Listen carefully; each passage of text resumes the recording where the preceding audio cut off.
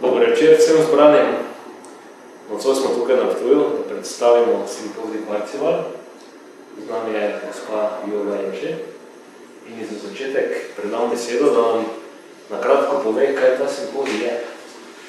Dober večer. Lepo pozdravljeni.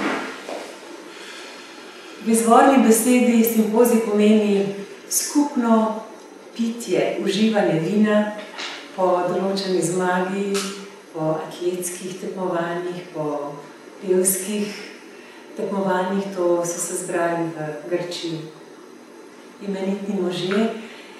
V sodobnosti se simpozij tretira bolj kot znanstven. Naš simpozij pa je umetniške narave, torej odpreti tiste razsežnosti človekove besede, ki v vsakdanjosti namenjamo vse premalo pozornosti.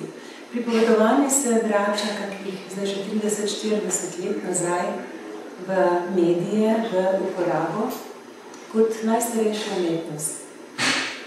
Ne povedati, pripovedovati zgodbo, obredje, ko se ti in jaz ali družina ali širše srečamo v obredju. Obred besede pa pomeni umetniškemu delovanju, da se od znotraj odpreš drugi razsežnosti zgodbe, ki ni igrana kot v gledališču, temveč je pripovedovalcu dana kot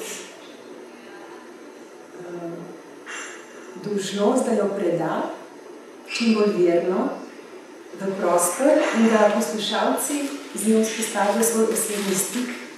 Pripovedovalec ustvarja podobe in jih tudi poslušalci ustvarjajo sami v sebi. Tako da pri pripovedovanju gre pravzaprav za toliko zgodb, koliko je ljudi v prostoru. Torej, da konkretizirava, simpozija Parzival ne bo branje zgodb, tudi ne bo reprodukcija vsebine zgodb, ampak bo doživeto podajanje vsebine.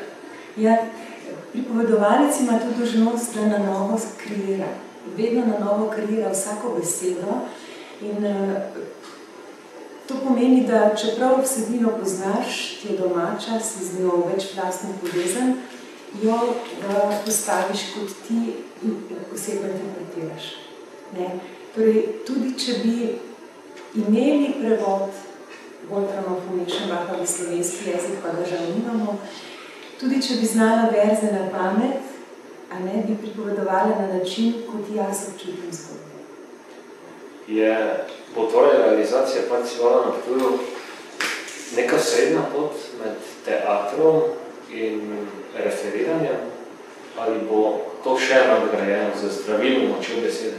Ja, v bistvu je to gledališče enega včasih pravijo, vendar to ni gledališče, ker igralec ima četrto steno. Igralec je sam in abstrahira publiko. Mi, pripovedovalci, smo v stiku z ljudmi in smo v stiku z nevidno silo, ki je v prostoru, ki zaupamo popolnoma, rečemo kot prostor, rečemo je tišina, pa vendar to tišina ni, kajti prav v tem prostoru se rojevajo sile, rojevajo se besede, rojeva se prerojevanje in zato si rekel terapevtsko? Zdravilna moč besede. Zdravilna moč besede, ja.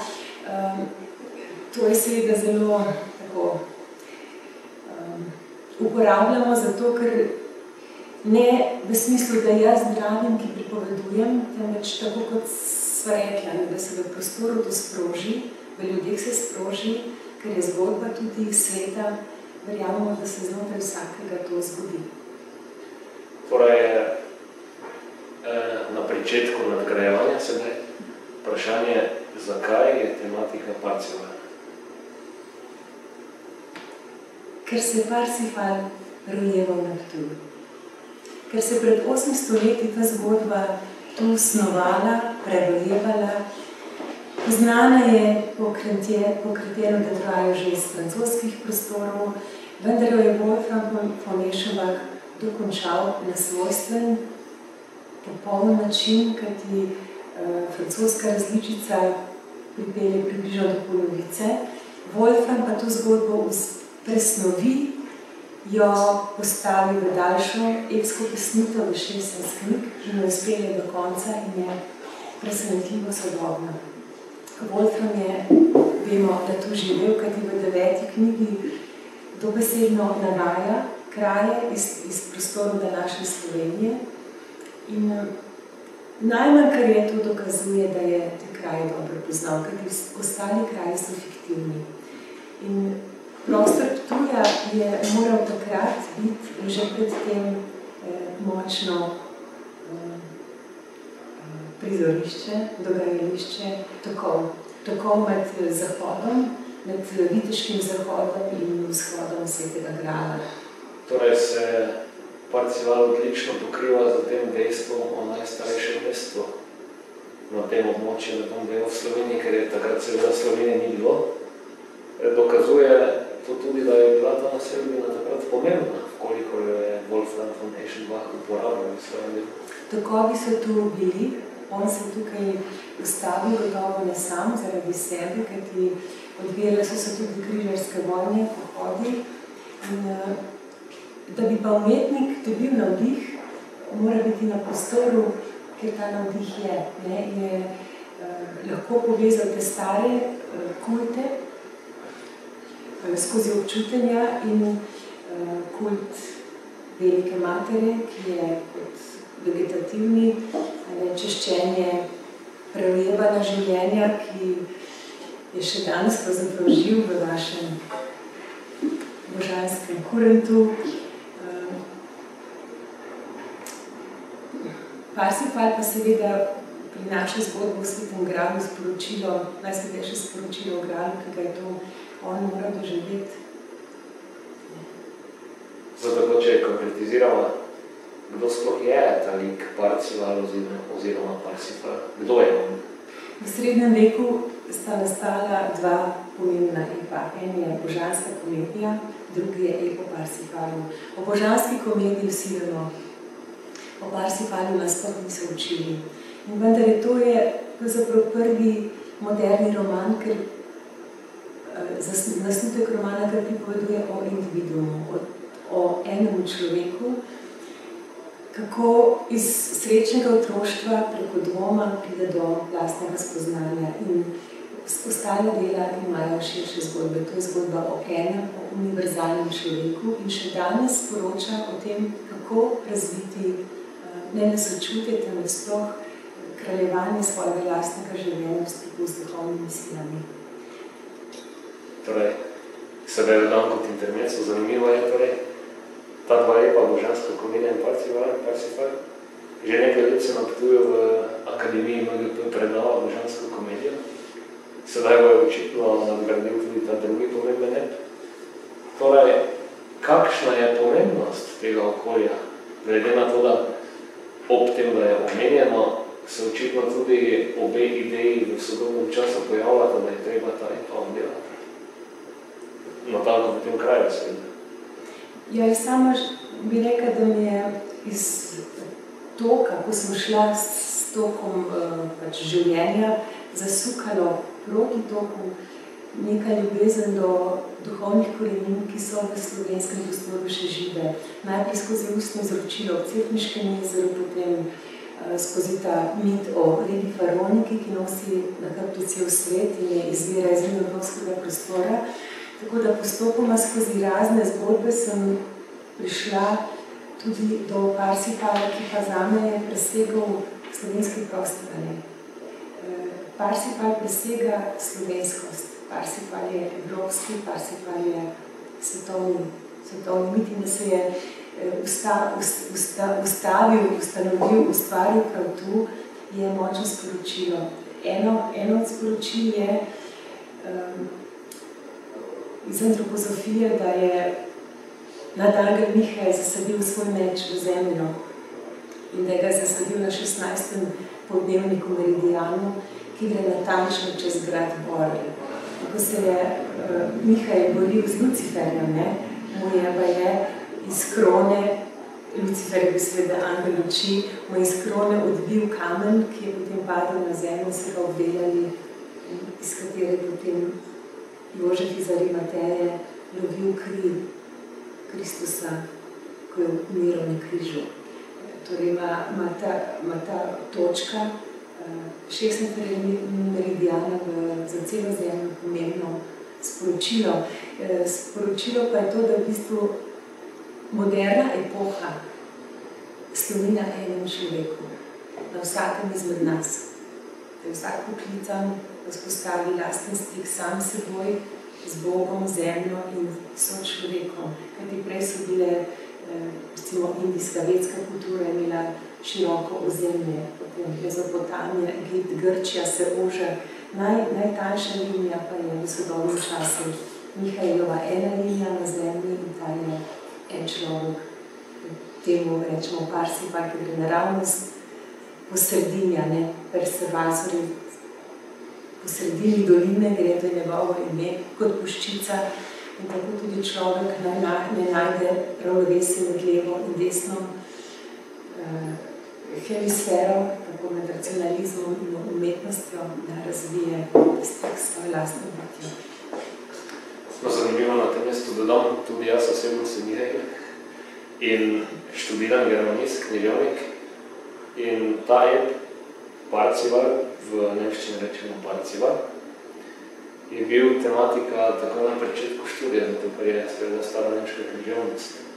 In jaz se spomnim, ko je profesor Anton Janko o tem govoril, kako je Parzival jezdil preko Hajdine na Rogatec, se mi je že takrat zdelo to tako v nek ponos, da so v teh krajih tudi z zelo identičnimi imeni današnjim, oziroma se da razbrati, kaj bi ne bilo, pisali v tako eni izmed najpomembnejših literarnih del.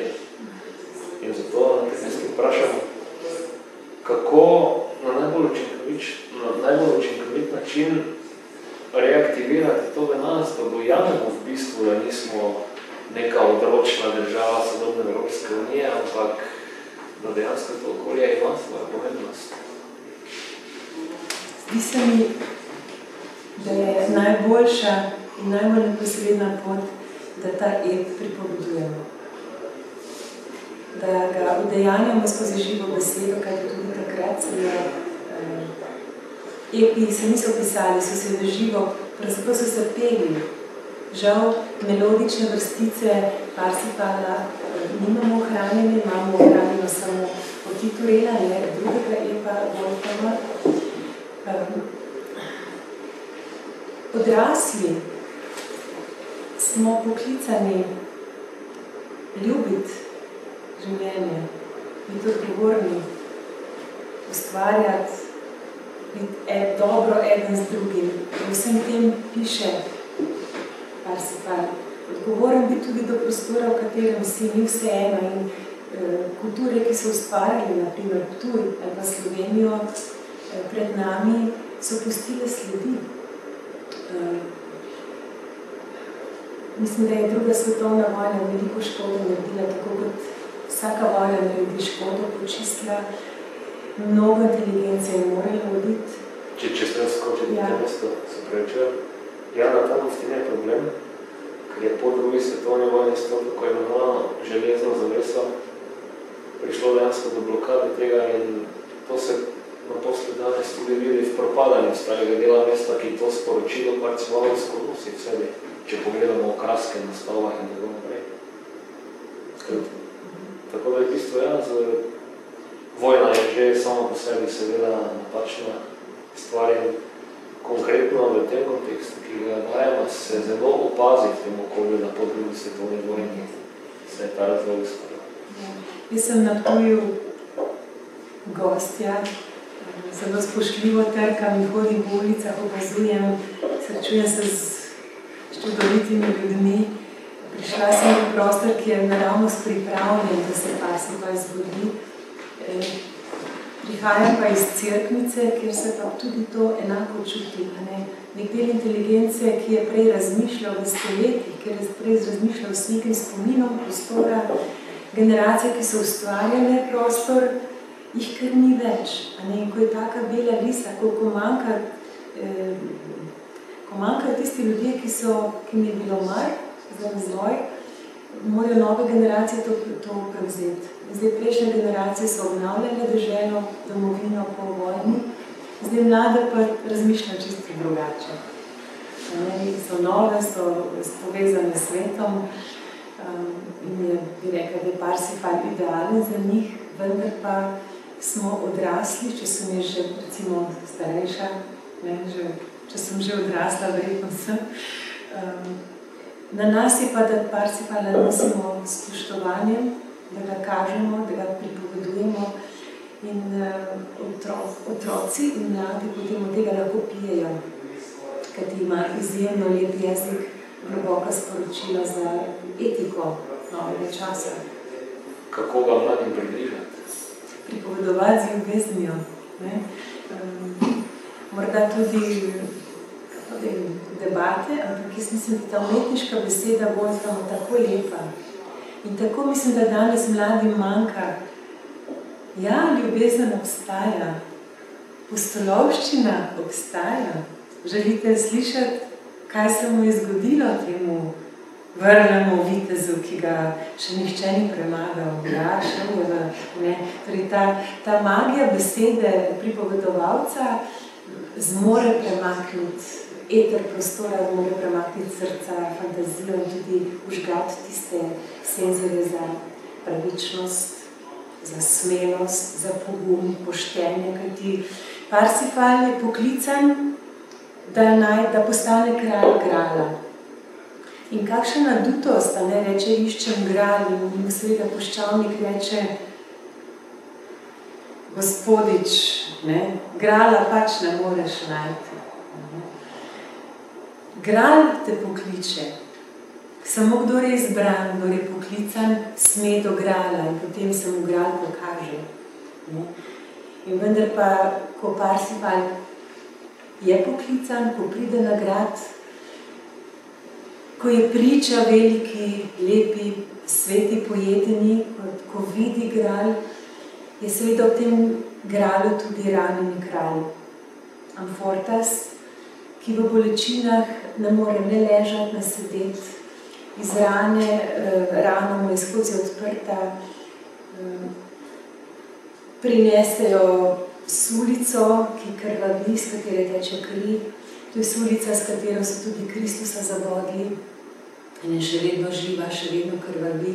S to sulico pridejo, s tem kopjem pridejo k bolnemu kralju in rana je še hujša, vsakeč je hujše in vse kraljestvo ječi od trpljenja. Parsifal pa gleda. Gleda in ne postavi vprašanja, ker je zvest, kaj mu je mama naročila, da se mora lepo obnašati in kar mu je učitelj naročil. Ne postavljaj preveč vprašanj v življenju. Ne postavljaj preveč vprašanj. In on, ker je mlad, neizkušen, čeprav poklican, da postavi kralj grala, ne postavi vprašanja in seveda s tem spravi nesrečo sebe in vse. Sedaj zelo zanimiva pomba z moje strani je, ko razmišljam. Če vzamem v obzir božansko komedijo Parzivala in denimo tudi Fausta, ki išče nekega boga, je za to tematiko vse sorodno, da gre za potovanje, za samostojno iskanje, da ni pasivno čakanje, ampak je dejansko težnja nekaj najti in doživeti. Ja, zdaj, če je iskanje, pomeni, da se prej rodi hrepenenje. In meni je bilo to, mislim, Parsifal je zato močan, ker naprimer mati, Herceloide, ki v slovenskem jeziku pomeni srčna bolečina, že mati ima to ime, ga skuša obvarovati življenja, bolečin, teh nesmiselnih bojev viteških in ga vzgoji v nekem nedolžnem okolju, da bo ga imela pri sebi, da bo njen, da bo srečen, da bo obvarovan rane in nesmiselne smrti. Vendar je v njemu vsajeno, ko posliši ptice, pa se zamakne in mati ga opazuje, kaj posluša. In ko sliši ptice, je kot v drugem svetu in tega pa mati ne more preprečiti. In čeprav je prepovedala vsemu osebi uporabi besedo vitez, In ko je pobila vse ptice v gozdu, da bi se Parsifal ne zjokal nad njimi in bil ne tako zamaknjen, se Parsifal nad njo razjezi, pravi, kje so ptice, kaj si storila, pravi, jaz mi verjetno res ne bi smela iti proti Božji volji. In takrat je Parsifal vprašal, Božji volji, kdo pa je Bog? Kaj te še nisem nikoli poučila o tem, kaj je Bog? Bog je najsvetlejša od najsvetlejšega dneva. Bog je tisti, kateremu se zateči, ko ti bo težko, prosi ga, moli k njemu. Obstaja pa tudi knez teme, njega se pa boji, on pa seje sovraštvo in prepir in razdor med ljudmi, proti njemu se pa bori. In mati ga pouči in vendar nekega dne na jaso, kjer Parsifal živi in lovi, zasliši strašen ropot v gozdu. Pravi Parsifal, vrag, sam vrag jezdi, nič se te ne bojim, se postavi v boj, da se bo postavil proti temu vragu, ki bo prijezdil. A na jaso prijezdijo 3 vitezi, v bleščeči opravi in Parsifal pade na kolena. To so Božji poslanci, to je Bog, ali so pa vsaj angeli, ki so tako bleščeči v luči. In on jih počasti, moli k njim, pomagaj mi Bog. Oni ga zmerijo, beži tepec, nam se mudi, si videl tudi mimo obežati 2 z ugrabljeno princezo, on še vedno zamaknjen na njih, o Bog, pomagaj mi. In potem pride 4. Gawain, pravi, kaj je zdaj, zakaj stojite tu, vitezi. Tu je en tepec, en norec, sedi nam kleči na poti. In ko pride do njega, pravi, kaj je mladenič? Lepega lica. Pravi, o Bog, pomagaj mi, zopet. Pravi, pa jaz nisem Bog, mu pa služim.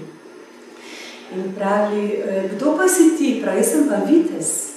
Vitez si, pravi. Jaz bi tudi bil vitez.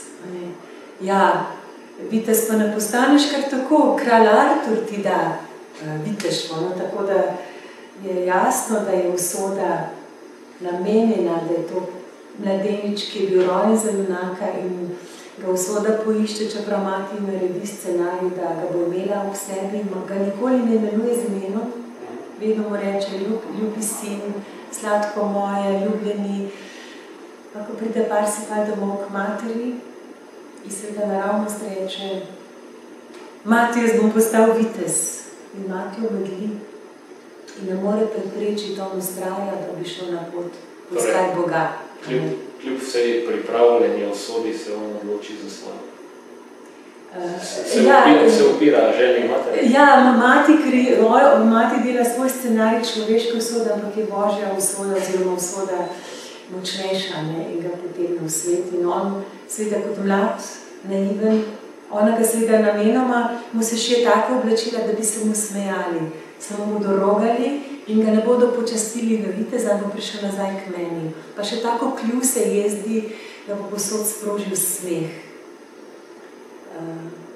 Ako se odpravijo doma, se niti ne ozre. Parsifal gre, mlad, čim prej da postane vitez. Materi pa bolečina zlomi srce in umre. In Parsifal niti ne ve, da je mati umrla. Mu je pa prej tudi rekla, kako ne so... To je zelo pomemben del v tem, da on v bistvu kljub vsemu pritisku mame je Parsifal na njo zelo navezan in tega trenutka smrti takrat smo dejansko videli. To je tudi ena od prelomnih točk. Prelomna točka in tudi on potem še vedno je zvest, oni ljubijo, oni ima ljubezen do matere in tudi potem, ko dobi oklep od tega večjega viteza, ki ga ubije, pa ga ne bi smel, s tem je en največji greh. Teh oblačil matere noče sveč. Jih da, oklep se obleče čez materina oblačila, torej še vedno premlad, še vedno ni razvil svojega individuma, svojega jaza. In dejansko se potem, ko takšno srednjeveško epsko tematiko človek v sebi predela na oči, da je to iskanje Boga dejansko živi, pošteno in odkrito in ne živi po nekih evangelijih in misleč, da dejansko moliš nekega Boga, ampak je dejansko ta visoka etika in morala bodi poštena, bodi to, kar si. Ja, človeku da inštrument v njegovo notranjost. Če mu prisluhneš, ki mu rečemo vest, ne moreš zgrešiti. In tudi za Parsifala vemo, naprimer, da ko sreča pa svojo ljubezen, on sreča veliko žensk, no veliko pač mati, potem je Ješute, ta lepa Ješute, ki ukrade poljub. Mati mu je namreč rekla, blagor ti, če boš smel služiti ženski, ne dami. Dami, da dobiš njen poljub, prstan in broško. In on pazi pa, da ne boš prehajal reke, kjer je globina in ne vidiš dna, kjer je motna voda. Vedno hodi tja, kjer je plitvo s konjem čez. In on, ko zapusti mater, gre tja čez, ko je plitvo, ampak pride ravno tam, kjer je na oni strani bil šotor, prelep šotor. Jutro je, sonce je, rosa je še na travi. On razjaše, vstopi v šotor. On nima pojma, kaj je zunaj, v zunanjem svetu. On je prvič v svetu. In kot prej vrata šotora, ta pač šotor, gleda v njem prelepo spečo damo. Prsi se dvigujejo v nežnem dihu sna, prelepa Ješute spi in on navali na njo in jo poljubi, tak kot je. Ona v snu misli, da je to njen mož Orilus in se mu celo nasmihne in celo rahlo vda. In ko je poljubil drugič, se ona zave, da to pač njen ljubi, kot prej oči pravi, kdo pa si ti, kaj si pa storil, in tu je seveda njegova velika napaka, seveda pod navodili manj, potem ji vzame še broško, pa prstan, pa kaj ti je, to tebi ne pripada, to kaj počneš, ne? Pravi, a imaš kaj za jest, je še lačen, ne? Tako da mu ponudi sadje in meso, ki je na mizi, on se potem okrepča. Pravi, zdaj pa čim prej odidi, če se vrne, moj mož ne boš preživel. Moj mož Orilus te bo ubil. Potem Parsifal odide in res kmalu za njim se vrne njen mož Orilus. Seveda vidi sledi rosi. Takoj mu zla slutnja leže na srce, na dušo in ve, da so tu čudna posla, da so čudne stvari in seveda svoje ženi ne verjame. In od tistega dne je Ješute v težki nemilosti, osramočena, v razcapanih oblekah mora jezditi za svojim možem dolga leta, za njim. On pa tudi ne more imeti druge žene, ker sta poročena. In jo žali in sramoti. Po dolgem času potem Parsifal v boju z njim, potem, ko je že vitez, ko ve, kaj se sme, kaj ne, ga prisili, kaj ga premaga Orilusa, da ga prepriča s tem, da je ni nič storil, da je ona dolžna, da je bila to njegova mladostniška neumnost, ki je storil, zagrešil in Ješuta pride nazaj v ljubezen k svojemu možu in svojo čast. Ja, poštenje, ja, zdaj tudi Parsifal na tej poti, ko Gralu grad izgine, ne, pred tem je srečal svojo ljubezen kot Viramur, ki jo in se z njo poročil, in je prvega sina in drugi sin na poti, vendar on odide naprej in reče, grem obiskati svojo mati. Potem pride do kralja Ribiča, ker ga kralj kliče, pride na Gralov grad. A potem, ko je po izkušnji na Gralovem gradu in ko ta izgine, se v njemu še izbudi tisto globoko hrepenenje biti v stiku z Gralom. Ponovno moram najti Gral. Ve, da mora nazaj v ženi, vendar je Gral tisto in mati, kar mora vse najti. In je v bistvu ves čas zvest. On ne dela napak namenoma, ampak iz nevednosti oziroma zaradi ubogljivosti. Če se zdaj za trenutek odstopimo od vsebine dela, kako bo simpozij potekal tehnično? Tehnično, ja, simpozij je zelo ambiciozen, ima visoke, veste, že reči, bomo pripovedovali Parsifala je velika ambicija, to je velika naloga. Če dodam, Parzival sodi med tistih najbolj poznanih oziroma najpomembnejših 10 na svetu. Torej, je simpozij zasnovan verjetno skladno s tem dejstvom? Ja, vendar delo je obsežno in 16 knjig spraviti v en teden dni pripovedovanja, s tem, da ljudje zmorejo poslušati intenzivno 1 uro, smo izbrali ključne podobe epa, tako da se od ponedeljka do petka, od 15. do 19. se cela vsebina pove, pripoveduje zjutraj in zvečer v 3 jezikih. Slovensko, nemško in angleško. Po jutranjem plenumu seveda, na plenumu se izreče misel dneva, vodilna misel dneva, ki teče tudi skozi zgodbo. Potem je jutranje in večerno pripovedovanje, ki bo na 3 lokacijah. Eno je Minoritski samostan za nemški del, hotel Mitra in Muzika Fe za angleško pripovedovanje. Slovensko pripovedovanje bo pa v knjižnici. Potem se vrstijo delavnice, vsak dan, dopoldan in popoldan. Kar si boš izbral v začetku, moraš iti do konca tedna skozi iste delavnice, kajti zasnovane skozi proces, skozi neko spoznanje, ki je tema tistega dne in se vije do konca vsebin. Potem je seveda popoldanske delavnice, večerno pripovedovanje, potem so pa dogodki. V sredo se gre na celodnevni izlet v Parsifalovo deželo. Preko smo omenjali naše kraje, oziroma vaše kraje, tu na Ptuju, Hajdina. Puščavnik namreč Parsifalu pove, da je njegov ded, Parsifalov ded, ime dobil po Hajdini. Ime mu je bilo Gandin in da je ime dobil po Hajdini.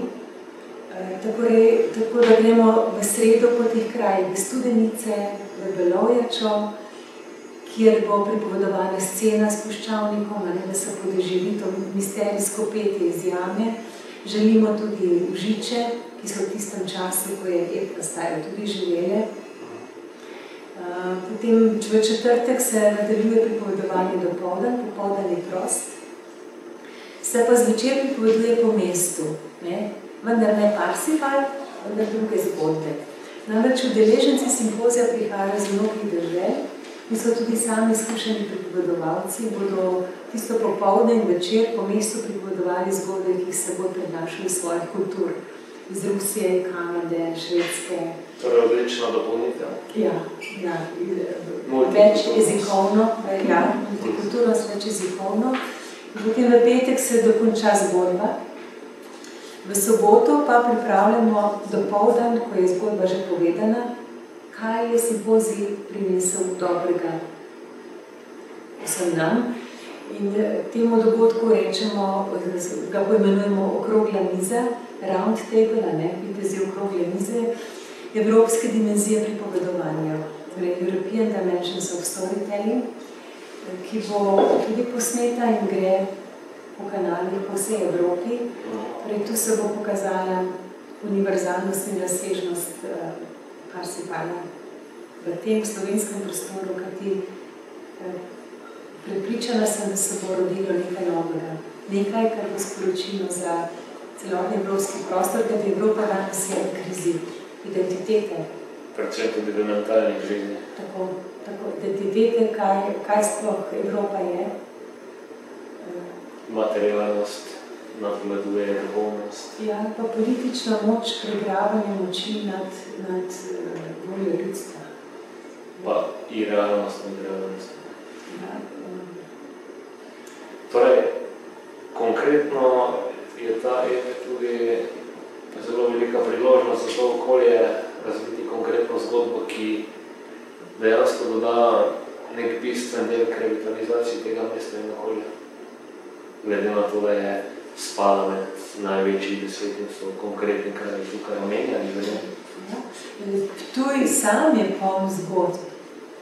že ljudje, če bi sami oživili brez Parsifala obstoječe, bi mesto utripalo v prostor. Vendar pa Parsifal prinaša dve smeri. Poleg Parsifala v epu še pomembna zgodba Gauvaina. Gauvain je vitez, ki pelje horizontalno linijo medčloveških odnosov in seveda prav to soočanje z uročenostjo sveta. Gauvain je tisti, ki z ljubeznijo in z močjo srčnega viteza zlomi urok čarovnika, ki je začaral svet. Začaral je princese, začaral je grad, začaral je celo deželo in se vsi ravnajo po nekih njegovih pravilih, Gauvain pa to zlomi. To je horizontalna linija, Parsifal pa postavlja to vertikalno linijo med menoj, zemljo in Bogom. In ko se to sestavi, pravzaprav odrešen svet in kraljestvo in človek sam. Jasno se ti dve liniji morate pokriti, pade v rok in odpre se kraj. Tako.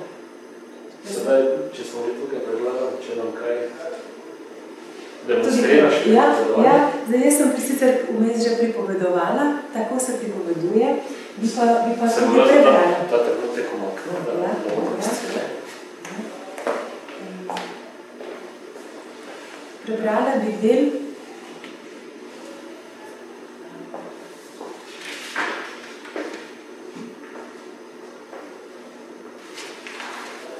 o Bogu. Življenjska sreča in radost sta se mi izmaknili. Sanje so mi v veselje, kaj ti nosim težo globoke žalosti. V globini svojega srca nosim mržnjo do Boga. Saj je boter moje stiske. Ako bi bila Božja moč pomoči, bi moji sidro veselja zmoglo najti trden pristan. Zdaj pa pada le v brezdanje močvirje trpljenja, ko bolečina pritisne svoj trnjo venec na čast, ki sem si jo priboril v službi meča proti vitezom, ki se zmorejo braniti, potem štejem tistemu, ki ima v sebi vsemogočo pomoč, v sramoto, da mi, če že je njegova pomoč, močna pomoč, ne pomaga. Puščavnik je vzdihoval in sočutno dejal: Bog vam pomaga, ker mora pomagati. Daj, da nama obema Bog pomaga.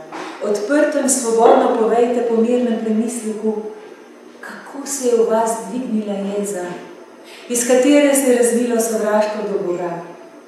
Preden se z vašimi obtožbami dvignete proti Bogu, potrpite s seboj in sprejmite po meni njegovo nedolžnost. Njegova pomoč je vedno na poti. Sveti spisi razlagajo, kako naj človek vztraja v službi velike pomoči tistega, ki je vedno vztrajno pomagal takrat, ko je obstala nevarnost, da duše potonejo.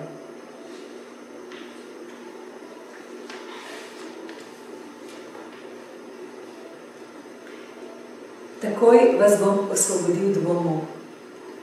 Zemlja je bila Adamova mati, saj je živel od plodov zemlje. Njegova hraniteljica je bila. Prav tako je bila zemlja devica. Nič na svetu ni bolj čisto kot nedolžno dekle. Sam Bog je bil otrok device in si nadel človeško obličje po sinu prve device, zemlje, in kot človek prišel do nas, ljudi. Deviškega izvora sta bila Adam in Kristus. Povedal ti bom, kdo je zemlji vzel devištvo. Adam je bil Kainov oče. Kain je ubil njegovega brata, svojega brata. Ko se je na zemljo prelila čista kri, je ta izgubila devištvo.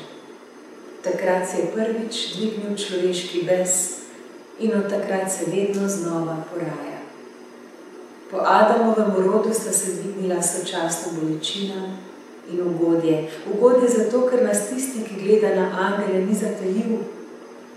Bolečina zato, ker je rod grešni voz, tako da ga moramo nositi kot težo grehu. To je njun pogovor med Tribucentom in Parsivalom. Potem vedite, da sem v stiski, ker ne najdem grala. In drugič, ker sem daleč od svoje ljube žene. Pravo bolečino trpite, če hrepenite po lastni ženi. Če bi pri poslednji sodbi odkrili resnični zakon, bi se vaša stiska, če bi peklu trpeli bolečino, hitro končala, njene vezi pa bi z Božjo pomočjo odpadli. Če pa resnično želite najti sveti gral, mi je žal za vas. Nespametni mož, grala človek, ki v nebesih ni poznan, tako, da bi bil tja z imenom poklican, nikoli ne boš našel. Našel ga bo le tisti, ki je izbran po nebesni odločitvi. Po nekaj važnega. Ni pa seveda to prevod verzov. Verzni prevod, na verzni prevod bomo verjetno še čakali. Nekaj malega verzov pa je prevedla Marijana Dončina. Da so objavljeni v knjižici, preberem te. Odprite komu, kdo ste. V tvoje srce hočem v goste. Vas v tesen prostor vleče, pa kaj ne toži. Krila sreče z vdorom ti v srce raztrem, prečudno lepe zgodbe ti povem. Gospa Postolovščina, ste to vi? Kaj z imenitnim se godi, mislim, s častnim Parsifalom, ki kundriga v lov za gralom pognala je z ostro bolečino. 24,600 verzov ima. In Wolfram ga je prepeval. Če na tem mestu zaključiva nekako podajanje vsebine, dejansko je vsebinsko sporočilo Parzivala v konkretnih dogodkih v zgodbi, da ni bistvena religija, ampak ljubezen. Tako si jaz to predstavljam. Ja, pa tudi to, kar si rekel prej, poštenje, etika. Dejansko izgrajevanje človeka, ki dejansko služi samemu sebi, ne neki religiji, nekemu verovanju, ki je realno. Ja, vendar do tega ni lahka pot, ne. Do tega je pot, kot sporoča Parsifal, skozi trpljenje, ne. Ja, v tem delu. Višja spoznanja brez bolečin. V tem delu, ki je dejansko starejše, je pač prikazano z razumevanjem tedanjega časa, ampak sporočilo je tudi danes aktualno.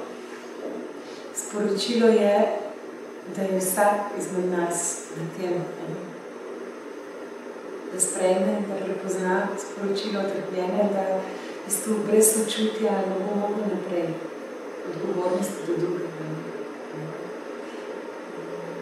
Da se vrnemo spet k konkretnemu tehničnemu delu simpozija, kjer se je možno prijaviti in kako potem poteka vse skupaj. Tehnično je v podporo, moram povedati, da sem zelo hvaležna mestni občini Ptuj, da je sprejela pobudo, da se simpozij odvije na Ptuju.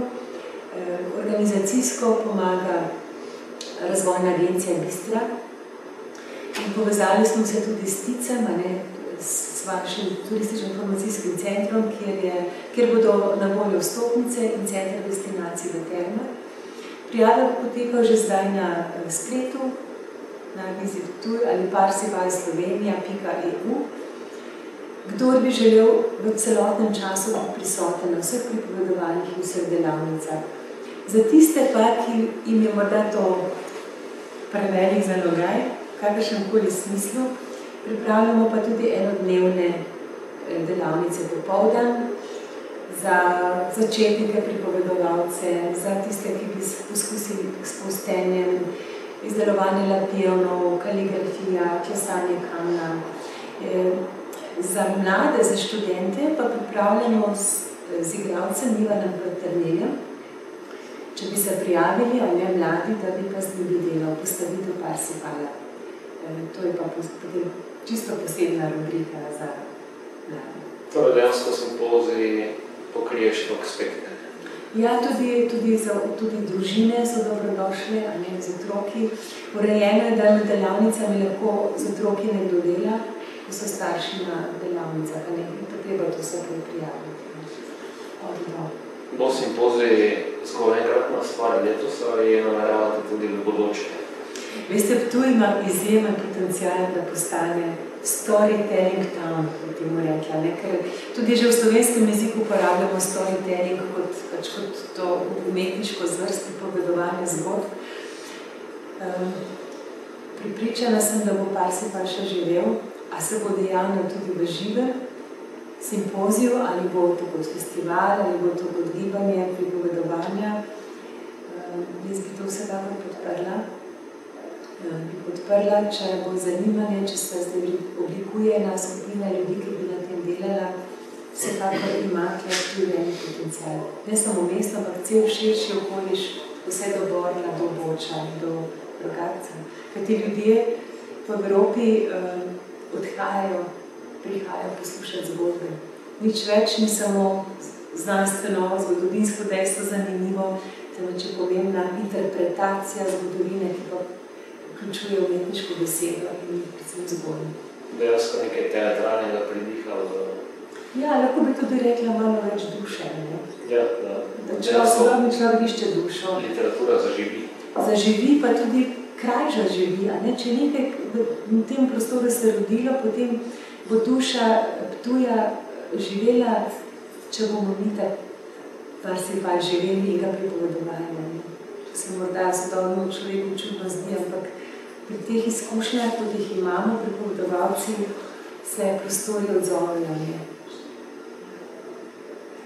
Sedaj predlagam, če ima kdo kakšno vprašanje.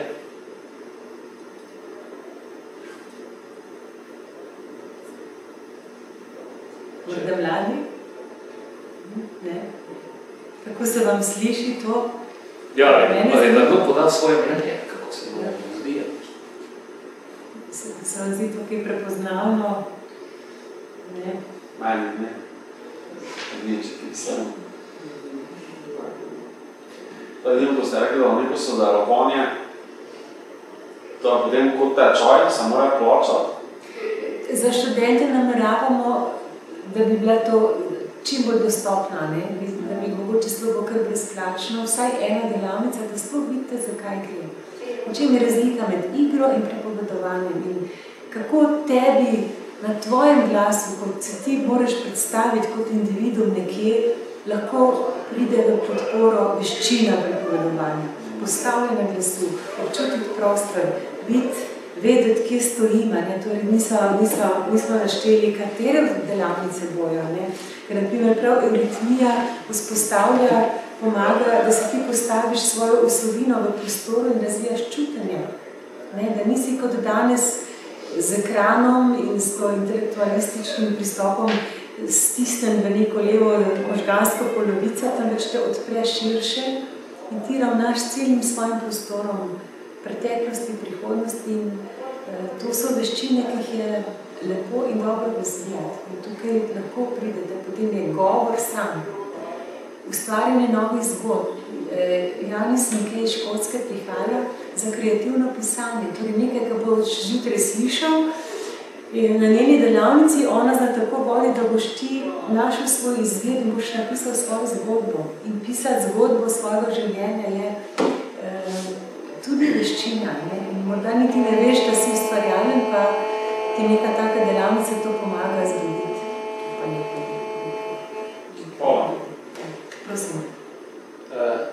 Če smem še jaz dodati to, bistvo tovrstnih in konkretno tega simpozija za naš prostor je tudi tole.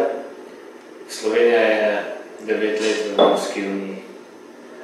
Problem okolja je, ki ga zaznavam jaz z opazovanjem, da smo si mi predstavljali Evropsko unijo predvsem kot nepovratna sredstva, sofinanciranje naših pločnikov, cest, dvoran. V bistvu nas pa takšne zelo močne intelektualne osebine dejansko prično tudi osebnostno identificirati s tem prostorom, da vidimo, da tiste meje, ki so nas nekoč dejansko zelo oddaljile med seboj, da so mi tudi konkretno del tega prostora, ne samo, da je Brusel tisti, ki bo plačeval čistilne naprave, pločnike in na koncu potem tudi poslal trojko, da se mi dejansko moramo začeti zavedati, da je tudi z naše strani seveda potrebno, da se pričnemo zlivati s tem prostorom nazaj. Razmejitev, ki je nastala v hladni vojni, mora pasti, mora priti nazaj do v bistvu spajanja kultur. In ta simpozij je odlična stvar dejansko za takšen proces. Ja, da smo del Evrope bili že. Tako, na pričetku književnosti. Tako, in če želimo pa biti zopet enakovredno, se treba zelo potruditi, sploh spoznati svojo lastno zgodbo, svojo lastno zgodovino, duhovno izročilo in se enakovredno postaviti v svojem jeziku, v dialog z drugimi kulturami. In ta simpozij je odlična možnost za to pričeti in potem tudi razvijati. Da še enkrat ponovim, obdobje prejemanja nepovratnih sredstev je mimo. Naša država ima zelo očitno krizo identitete, predvsem tudi znotraj EU-ja. Namesto, da bi iskali povezave, bi sedaj spet radi šli ven in spet šli nekam drugam. Dejansko je pa zelo odvisno od nas, da se bi v bistvu morali vtkati v ta tok. Ne da zmeraj iščemo samo nekaj, kar nam ne ustreza in se zmeraj samo odvračamo. Kot da tudi cela Slovenija išče Sveti Gral, ampak ga dejansko ne išče, ampak ga ne želi najti. Kar vam izkušen, naprimer z ljudmi, ko rečemo Švica, Avstrija, ti ljudje ves čas delajo. Niso bogati, kar tak, zdaj pustiva korupcijo povsem, z ljudmi, ki so razgledani, odprti, ki so zelo srčni, ti ljudje delajo in ki cenijo tradicijo. Zelo spoštujejo, pridejo sem, tudi konzumirajo na visokem nivoju, vendar se moramo mi aktivirati, ne? In aktiviraš se pa samo tako, da skozi mišljenjski proces, skozi spoznavni proces in tudi odgovornost do lastnega življenja, je toliko jamranja in toženja, jaz slišim, in dovoliti si negativna čustva pomeni izgubljati priložnost. In ne zadnje izgubljati življenje. Življenje in recimo prav sodobna literatura prinaša to znanstveno dokazano, da če si v negativnem, ti višji del možganov ne deluje. Odmira. Ja, mislim, nisi povezan z njimi, potem nimaš dobrih rešitev. Ti si moraš dopovedati, da ostajam pozitiven, vem, da je izhod, vem, da se moram aktivirati in seveda Parsifal je prav to. On je dal vse od sebe.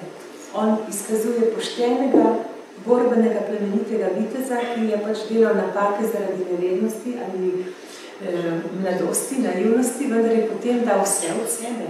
In je ideal, da naša družba pa kreira idole. Idoli pa so puhli, so prazni, zavajajoči in danes se sesevajo. In postaviti ideal pa biti zanj odgovoren pomeni pa stati za njim. Torej jaz, če to zdaj delam, moram tudi sama tako živeti. Mislim, da na odru ni blefa. Torej, bistven je tudi odmik od televizijskega ekrana. Pridi v fizični stik s tistim, ki nekaj upodoba, ne pa, da ga imaš samo na 70x70 cm. Ja, ker veste, pri pripovedovanju gre zelo za poslušanje. Poslušalec je aktiven in ko ti poslušaš, ti si kreiraš svoje podobe, svoje odnose, svoje mišljenje, čustva in če ni nobenega pomagala, če si sam, potem imaš individualizirano zgodbo. In imaš tudi dosti bolj intenzivno sinestezijo. Ja. Ker sedajmo se tako izrazil, ne zveni smešno, ampak konec koncev lahko tudi čutiš toploto, zaznavaš von pripovedovalca. Teoretično. Ja. Ni on samo tehnična upodobitev oziroma reprodukcija, ampak je tukaj živ. Ja, zato se vrača, zato je pripovedovanje storytelling je boom. Ker, veste, otroci v šolah so danes ukalupljeni. Civilizacija ukalupljena, globalizacija je naredila en izdelek po celem svetu enak. Ko ljudsko pesem daš v note, postane uniformirana. Ko daš nekaj v knjigo, je ena zgodba. Če jo pa pripoveduješ, če poješ, če zraste vsak korenček po svoje v grede, da ni v tistih modelčkih, potem imamo individualnost, svobodo in kreativnost. In mene je pognalo na to pot iz začetka prav to, ko sem videla, da v vseh vsak človek poje po svoje, vsak drugače. In potem pa je Slovenija bogata haloze, vsaka vas ima svoj glas, zato so ljudje po svoje peli zaradi sebe. In prihaja čas, ko moramo začeti stvari početi zaradi sebe, ker je meni dobro, ker jaz potrebujem, ker jaz želim to deliti s teboj, pa ti prisluhnem. Res pa je, da želijo, da recimo poslušanje je tisti akt, vsako naš želi za kreativnost, osamljenosti in to preklapljanje daljinca je mašenje lakote in nepotešenosti, prazne hrane, praznih odnosov in v bistvu pa zapravo življenje, ko si tam. Človek je lahko osamljen tudi v družbi ostalih. Ja. Ni biti sam, pomeni biti osamljen. Ja, če si sam z njim in v svojim svetom. Ja. Osamljenost, odtujenost in od sebe samega. To je problem sodobnega človeka, osamljenost, kaj pomeni dejansko, da sploh nima več zavedanja o nekem svojem vlastnem vrednostnem sistemu in s tem ga daje nihilizem. To pa povezanosti nima z občestvom. Lepo je biti skupaj sedeti, lepo je, zdaj vas čutim, da ste živi. In to je tudi pripovedovalcu izziv in sreča ali pa užitek na odru, ker ti ne moreš kot igralec narediti, pa ti moraš biti v stiku, da se to čuti, ker če se ne čuti, zgodba ni živa. Dobro, predlagam, da se srečamo na simpoziju. Hvala. Zahvaljujem se za obisk. Tudi tebi hvala za tako srčno tudi predanost prostoru in kraju. Če bi vsako mesto imelo takega človeka, se nam ni bati. Hvala za kompliment in hvala za obisk.